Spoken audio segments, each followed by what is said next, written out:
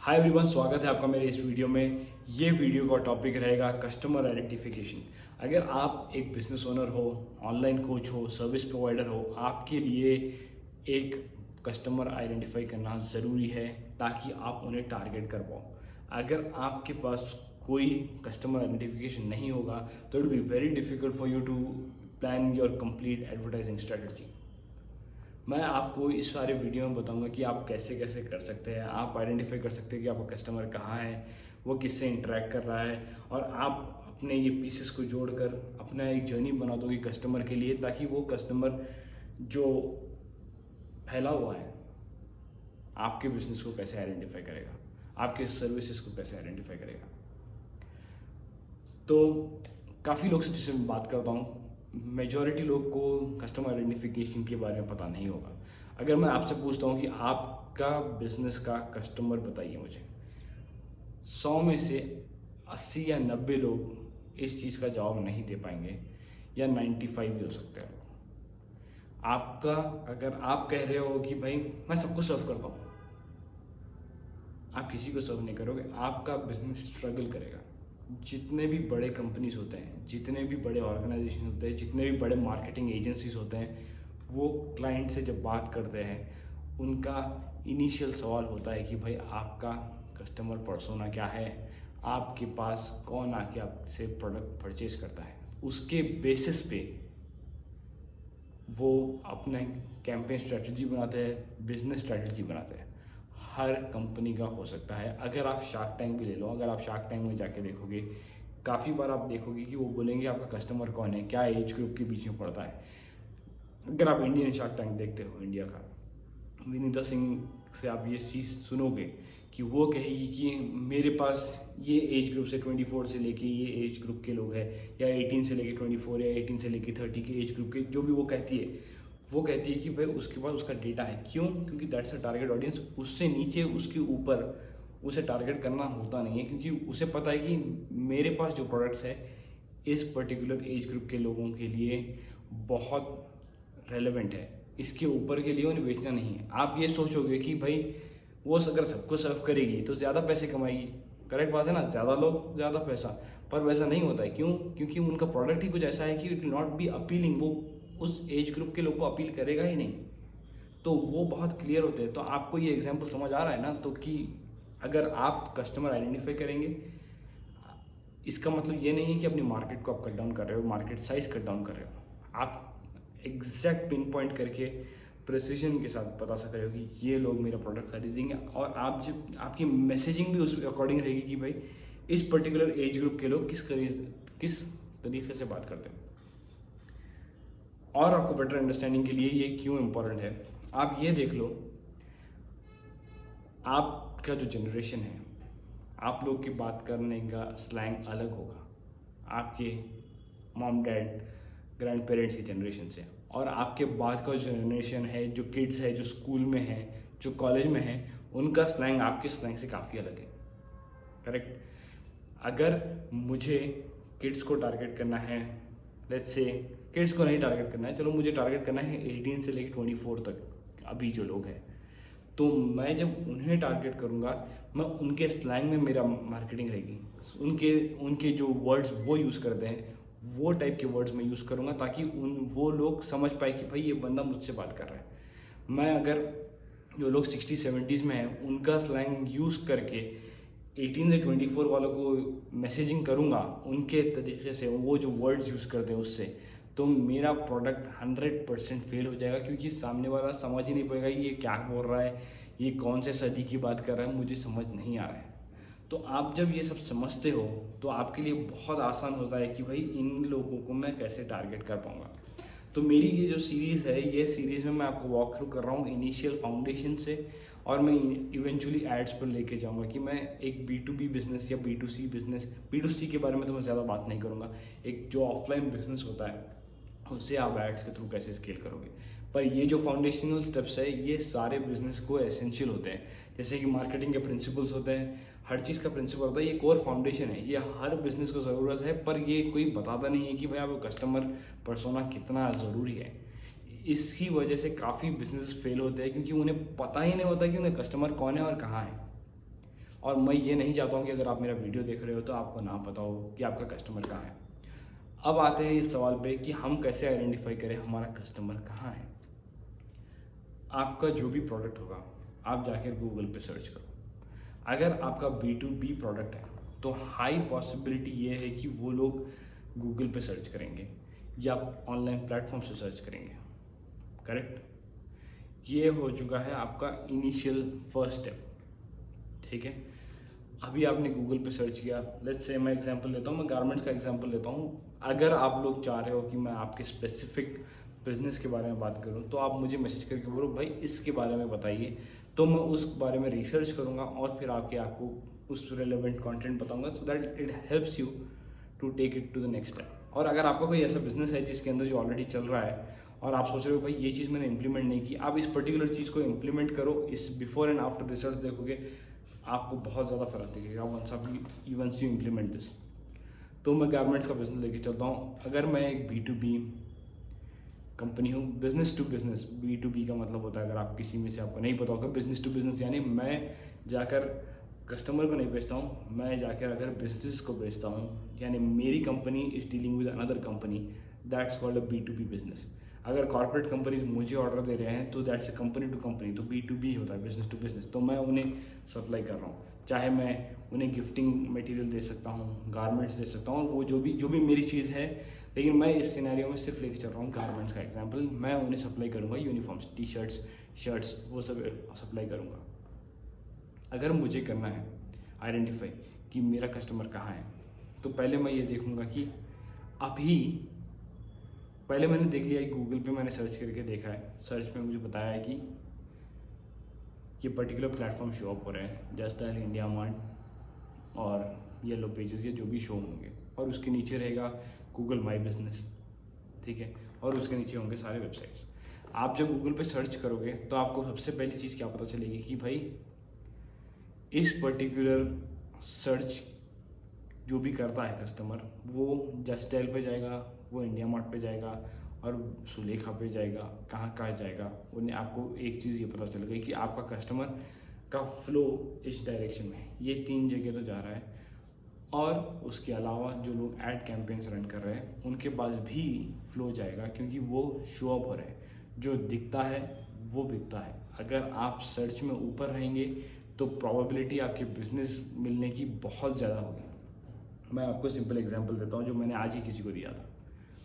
Imagine करो आप एक वेयर हाउस में हो, ठीक है, और आपको एक वाइट शर्ट खरीदना है। आप जब वेयर हाउस में जाओगे और वेयर हाउस में लाखों शर्ट रखे हैं, ठीक है, मेरा शर्ट वेयर हाउस के सबसे पिछले हिस्से में दीवार को लग के रखा है। ठीक है, आप ये बताओ कि कितनी प्रोबेबिलिटी है कि वो जो शर्ट सबसे पीछे रखा है वो बिकेगा। It's next to zero. अगर आप शॉपिंग के लिए जा रहे हो, आप एक वेयर हाउस दिखता है जहाँ सारा सामान रखा है, आप वाइट शर्ट देख रहे हो, आप इनिशियल 5 to 10 शर्ट्स देखोगे वाइट, और ये सारा वेयर हाउस सिर्फ वाइट शर्ट से भरा है। आप देखोगे 5-6 शर्ट देखोगे, आप बोलेगा अरे यार बहुत ज़्यादा है, मैं ये 5-6 शर्ट देखता हूँ, ये 5-6 शर्ट में से एक उठा लूँगा, निकल जाऊँगा। तो मेरी प्रोबेबिलिटी जो मेरा शर्ट जो सबसे पीछे रखा है बिकने की नेक्स्ट टू ज़ीरो है, क्योंकि वहाँ कोई जाता ही नहीं है। उसी तरह से आप जब अपने बिजनेस को गूगल एड्स पे रन करोगे, आप पीछे से सामने आ जाओगे। ठीक है, ये मैं जस्ट एक एडिशनल इन्फॉर्मेशन बता रहा हूँ अपार्ट फ्रॉम दिस प्लेटफॉर्म्स। तो आपका कस्टमर कहाँ है आपको आइडेंटिफाई करना है। अगर आपका कस्टमर इस पर्टिकुलर वेयर हाउस में है और ये वेयर हाउस है गूगल, तो आपको गूगल में सबसे सामने रहना है।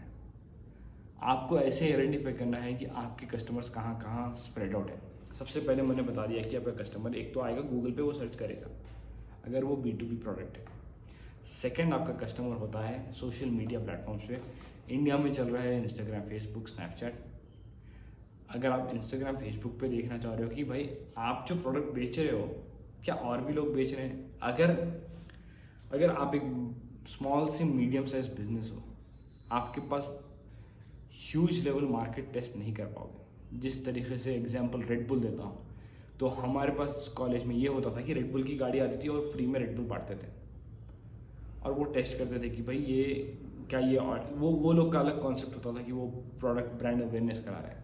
हम अगर एक स्मॉल से मीडियम साइज बिजनेस हो, we will not have the budget, उतना बजट हमारे पास नहीं होगा कि हम इतना कर पाए।